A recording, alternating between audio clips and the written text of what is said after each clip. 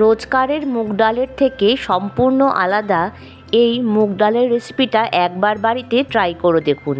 প্রত্যেকে প্রশংসায় পঞ্চমুখ হবে এবং আরও একবার বানানোর জন্য আর্জি আসবে। নমস্কার বন্ধুরা, মালয়েশিয়ায় বাঙালিয়ানায় সকলকে আরও একবার স্বাগত জানিয়ে আজ একটি ছোট্ট ডালের রেসিপি আপনাদের সাথে শেয়ার করব। চলুন তবে দেখে নেওয়া যাক। এখানে আমি 150 গ্রাম পরিমাণ মুগ ডাল নিয়ে নিয়েছি। তারপর ডালটাকে ভালো করে 3-4 বার জল পাল্টে ধুয়ে নিতে হবে। দেখুন 3-4 বার জল পাল্টে আমি ডালটাকে ভালো করে ধুয়ে নিয়েছি। এরপরে কড়াই বসিয়ে কিছুটা পরিমাণ জল গরম করতে বসিয়েছি। জলটা উষ্ণ গরম হলে একে একে ডালটা আমরা দিয়ে দেব। অনেক সময় মুগ ডালে কালো ধরনের ময়লা থাকে, সেটা অবশ্যই আপনারা দেখে ফেলে দেবেন। আজকে যারা আমার চ্যানেলে প্রথম ভিজিট করছেন তাদেরকে অসংখ্য ধন্যবাদ এবং আমার চ্যানেলটি সাবস্ক্রাইব করে পাশে থাকার অনুরোধ রইল। আর বেল বাটনটাও কিন্তু প্রেস করতে ভুলবেন না।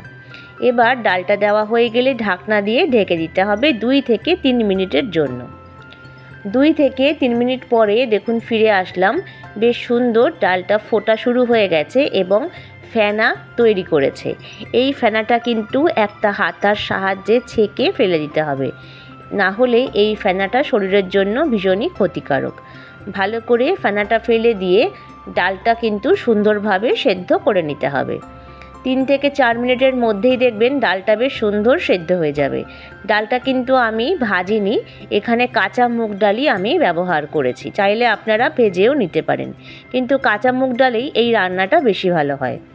এবার ডালটা নামিয়ে নিয়ে সেই কড়াইতেই দিয়ে দিলাম 1 চামচ পরিমাণে ঘি।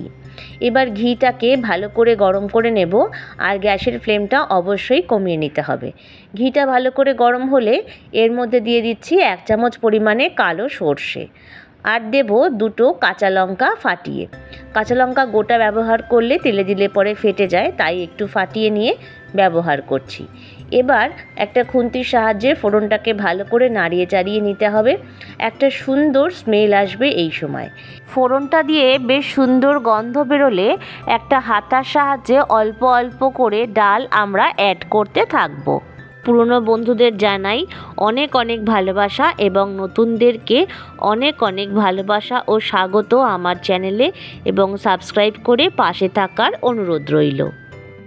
বেশ কিছুটা ডাল অল্প অল্প করে দেওয়া হয়ে গেলে কড়াইয়ের ভিতরের অংশ অনেকটাই ঠান্ডা হয়ে যায়, তাই কিছুটা ডাল দেওয়া হয়ে গেলে সম্পূর্ণ ডাল অ্যাড করলে পরে তখন কিন্তু কড়াইয়ের ভেতরকার গরম ভাবটা আর হাতে লাগে না, আর গায়েও কিন্তু ছিটকায় না। দেখুন সম্পূর্ণ ডালটাই আমার দেওয়া হয়ে গেছে।